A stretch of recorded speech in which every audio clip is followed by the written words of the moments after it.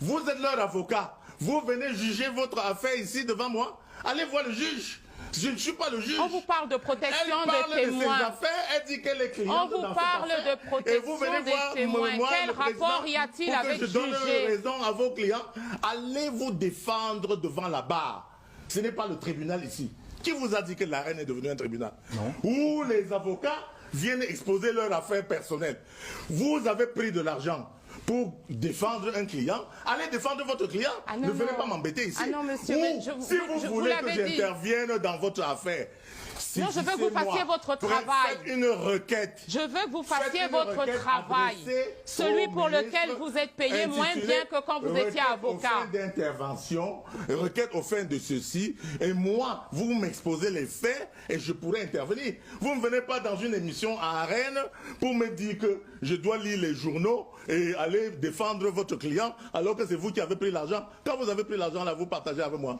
Vous prenez vos honoraires et vous venez me défendre, vous me demandez de défendre votre dossier. Mais on est dans quel pays là où les avocats prennent de l'argent à leurs clients, ne les défendent pas et viennent demander au ministre de les défendre. Je reçois beaucoup de gens comme ça. Donc, et puis, ça me touche quand même aussi. Oui, parce que certains de nos confrères, franchement, agissent d'une manière que ils sont les premiers à dire droits de l'homme, à dire ceci. Il y a aussi les droits de la victime. Le ministère de la Justice est là pour défendre les droits de l'homme, ceux qui ont été violés. Mais les victimes aussi ont des droits. Vous ne pouvez pas défendre seulement les droits des personnes qu'on a arrêtées et mis en prison parce qu'ils ont commis ou parce qu'ils sont soupçonnés d'avoir commis une infraction. Il y a aussi les victimes dont nous devons nous occuper. Mais je ne vous ai parlé que d'elles. C'est que la plupart de ces personnes qui revendiquent la démocratie et qui revendiquent les droits de l'homme, parmi les avocats, nous avons environ 3500 à 4000 avocats aujourd'hui, avec la dernière vague qui vient d'arriver. Quand vous allez regarder la liste du fisc, vous trouvez qu'il y a moins de 1000 avocats qui payent les patentes. Il y a moins de 1000 avocats qui ont effectivement les cabinets. Restons concentrés, monsieur Momo. On est concentrés sur non, pas du tout. On est là pas du tout. Parce on est en train de parler de votre travail et vous faites de la diffamation, c'est honteux. Come to equity must come with clean hand. Avant de revendiquer quelque chose, il faut quand même, avant d'aller à la justice, il faut que tu aies les mêmes. Je ne suis pas là pour revendiquer quoi que ce soit. Il faut que tu aies les mêmes propos. J'ai essayé désespérément de vous faire parler du travail que vous faites. Payez vos taxes. Et avant d'aller, parce que normalement l'article 37, je crois, du règlement intérieur qui parle de la comptabilité des avocats, vous astreint à avoir un grand livre, un livre comptable qui est paraphé par le juge, et avoir un carnet à souche, à 3 feuillets, avoir un cabinet décembre. Combien vous qui clamez droit de l'homme, vous payez ça. Achetez au moins votre droit à la parole. Effectivement. Et respectez d'abord les règles de la démocratie avant de la revendiquer. La prochaine fois, je vous ferai un chèque. Dites droit de l'homme, mais... Et c'est une... Je voulais parler, j'ai fait une étude là-dessus, et je trouve que c'est une astuce pour vous voiler les yeux, n'est-ce pas, du peuple, et dégager votre responsabilité. Soyez d'abord responsable. Je voudrais parler pour Soyez responsable avant de demander à l'État d'être responsable. Vous pensez que l'État fonctionne avec quoi? Avec cette taxe-là, avec cette patente. Oui, on voit comment il fonctionne. J'ai vu les gens au Conseil constitutionnel venir parader des avocats. Je suis maître un tel, je suis maître un tel. Il n'a pas de cabinet, il n'a pas de patente, il ne paye rien. Il y en a d'autres qui disent qu'ils sont dans un autre cabinet. Ils ne sont ni salariés ni rien. C'est-à-dire qu'ils ne sont pas avocats salariés. Monsieur, on est ici pour parler de vous. Mais ils volent l'État et accusent l'État de voler. Ils sont tout le temps en train de violer les droits. Donc, parce que quand vous ne payez pas, et vous éclairez avec cette électricité, vous êtes un voleur. Vous marchez sur la route bitumée, vous êtes un voleur. Tout le monde voit que c'est de la fuite en avant. De tout ce que nous mettons ensemble pour la société, alors que vous ne contribuez à rien, vous êtes un voleur. Voilà. Est-ce que c'est pour ça que l'État ne défend pas les droits de l'homme? L'État défend les droits de l'homme. La preuve. Il n'y a qu'à voir comment est-ce qu'il arrive à l'expliquer. N'est-ce pas? Donc, le droit de citer. Dernier point sur les droits de l'homme. Allez chercher ça. Le droit de citer. Dernier point sur les droits de l'homme. Ceux qui ne payent pas le droit de citer. Nous pouvons avoir un peu de silence et un petit peu moins d'hystérie, monsieur Momo. Vous devez retourner vivre en brousse. Dernier point. Parce que si vous vivez en brousse, dans la forêt, monsieur Tongue, vous avez signalé tous les coups en dessous de la ceinture, là. Dernier élément. vous avez laissé croire aux téléspectateurs que en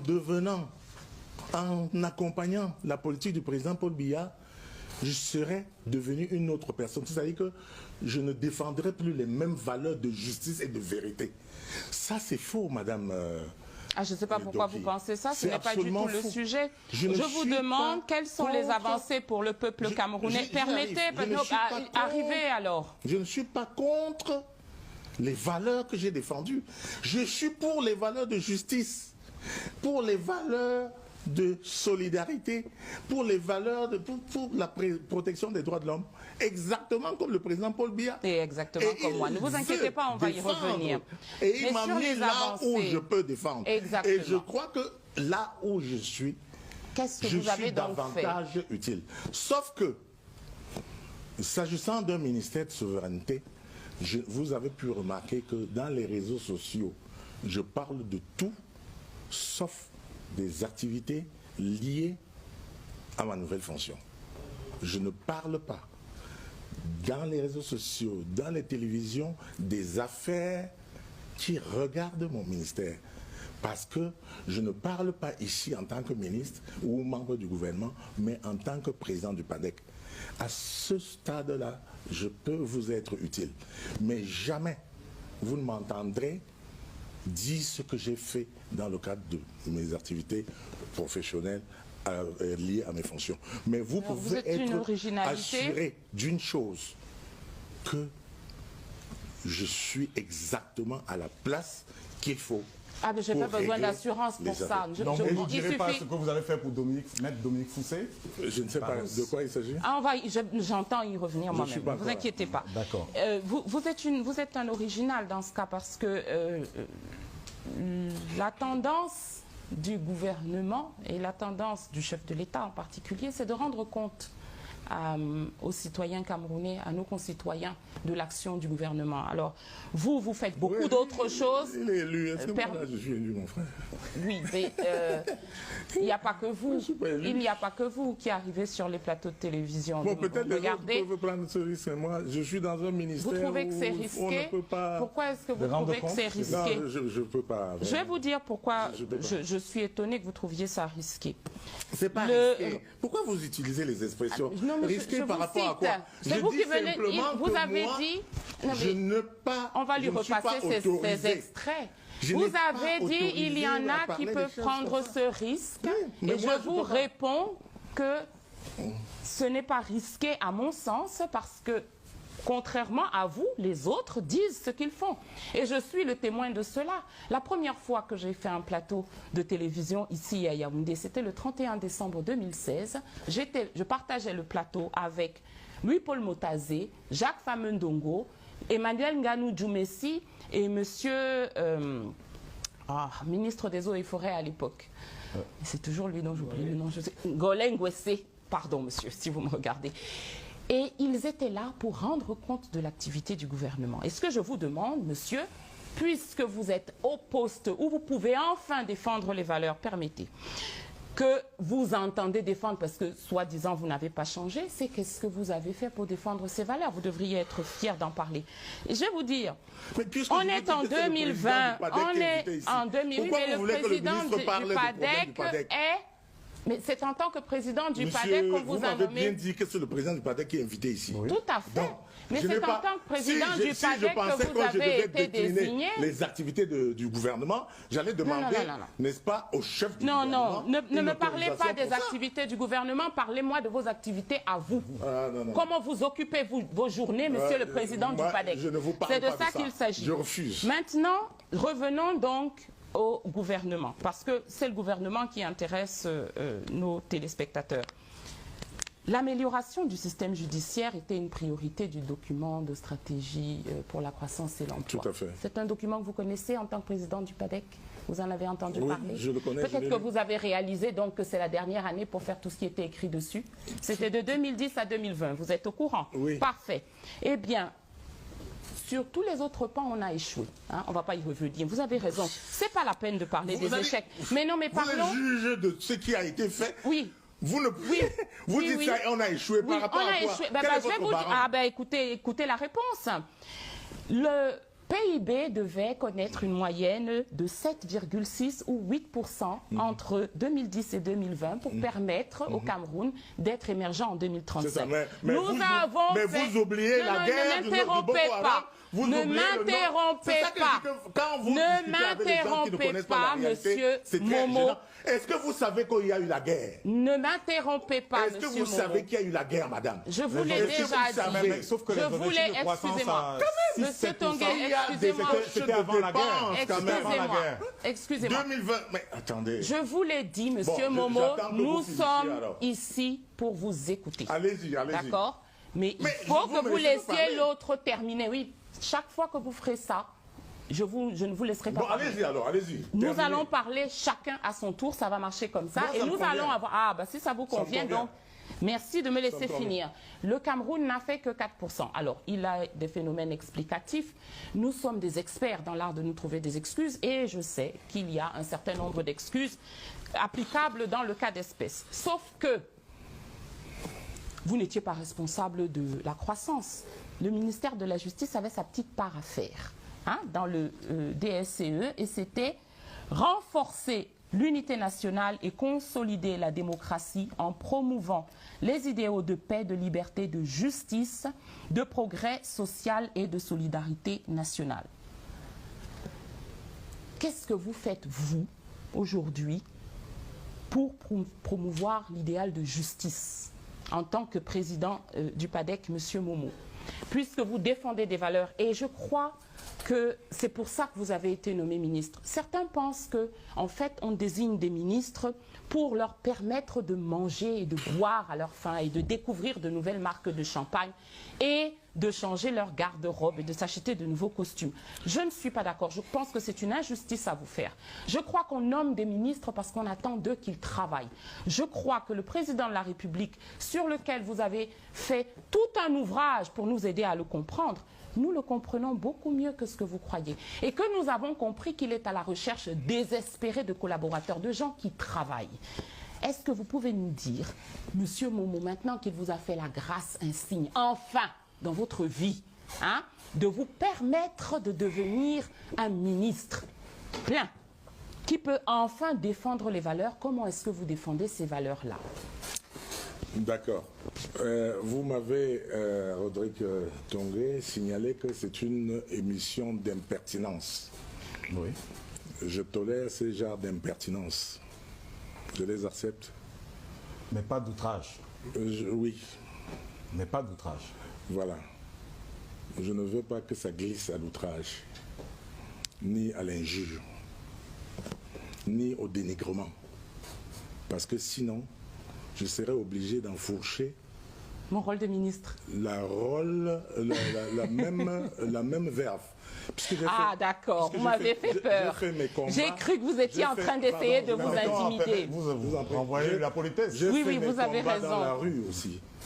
J'ai fait mes combats là où vous faites les vôtres. Je les ai faits avant vous. Donc vous si le regrettez, je crois. Vous traînez dans la boue ici, je n'aurai aucune pitié que vous êtes une dame. Parce que vous faites vous donnez l'impression aux gens que j'ai été nommé pour gagner de l'argent.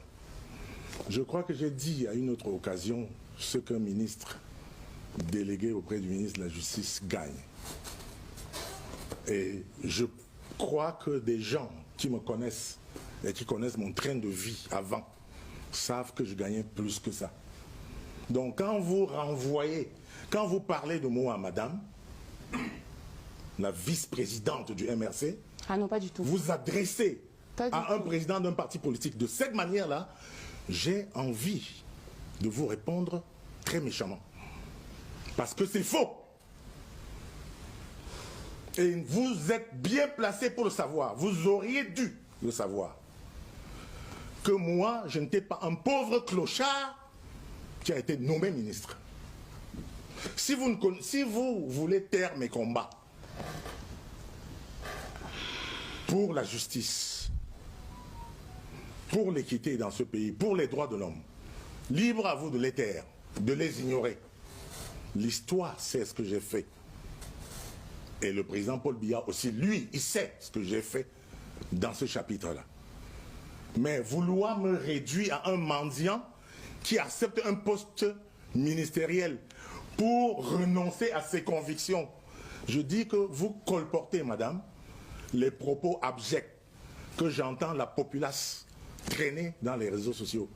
Et ça diminue le respect que j'avais pour vous. Parce que j'avais, oui, je l'ai dit, c'est la première fois que je vous l'avez dit même fois. C'est la première fois que je vous rencontre. Mais que ça sorte d'une manière subtile, voilée de votre bouche, madame, ça me choque. Ah d'accord, donc vous n'aimez pas la subtilité. Donc, ça me choque. Vous n'aimez pas la subtilité. Alors, moi, je vous ai demandé et je ne serai pas discrète. Bien compris ce que vous m'avez demandé. Ah ben donc alors décidez-vous à répondre. Décidez-vous à répondre. C'est moi qui ai la répondre. réponse, c'est pas à vous. Et j'ai le calendrier de Monsieur Momo, répondez. Et si je m'en tiens à votre propre émission, je pensais que vous revendiquiez le droit à la parole. Alors laissez-moi le droit à ma parole quand vous avez daigné poser des questions qui rasent les marécages. Si vous étiez déjà dans cet état, je ne sais pas dans quel état vous allez terminer l'émission. Parce que j'ai d'autres questions qui sont encore plus difficiles. Si celle-là vous paraît difficile, je ne sais pas comment ça va se passer finalement. C'est une question abjecte. Parce qu'on a dit qu'on ne s'attaque pas aux personnes. C'est abject de vous demander qu'est-ce que vous avez provoqué comme avancée. Et qu'un individu vient dire ici que moi j'ai été nommé pour de l'argent. Mais j'ai dit exactement le contraire. Vous croyez que vous maîtrisiez mieux que ça la langue française? S'il vous plaît. J'ai dit exactement le contraire. Moi j'ai accepté cette émission. Michel Doki, moi la question que j'ai entendue, c'est ce que vous avez fait pour la promotion des droits de l'homme. Mais vous n'avez pas entendu, n'est-ce pas, ce qu'on a dit avant. Je ne suis pas capable de subtilité comme vous. Vous n'avez pas entendu qu'elle a dit que moi, j'ai c'est ce que les gens disaient de vous, effectivement, et que je pense qu'ils ont tort. Vous n'avez pas entendu. J'ai dit que je pense que les gens qui disent ça ont tort. S'il vous plaît, madame. Il y a donc la question de fond. Vous voulez donc vous avez posé une question, vous attendez une réponse. Oui, j'aimerais beaucoup. Mais vraiment, nous allons parler de la défense des droits de l'homme et des avancées du peuple camerounais depuis que vous êtes ministre, puisque vous êtes ministre parce que vous avez des convictions. Ce n'est pas en répétant comme un perroquet que ça va entrer, d'accord? Arrêtez de jouer au perroquet. Vous répétez ce que vous entendez sur les réseaux sociaux, vous répétez ce que vous entendez dans la rue, vous ne me connaissez même pas. Et c'est pas en vociférant qu'on verra que vous n'avez pas... Comment tu peux aussi regarder une vidéo sans t'abonner? Abonne-toi! Surtout clique sur la cloche de notification. Ça, c'est la page de Buzz. Si tu veux être au courant des buzz et toutes les actualités au 237, abonne-toi et clique sur la cloche de notification. Partage aussi pour m'encourager. Surtout, si tu as quelque chose à dire, papa, lâche un commentaire.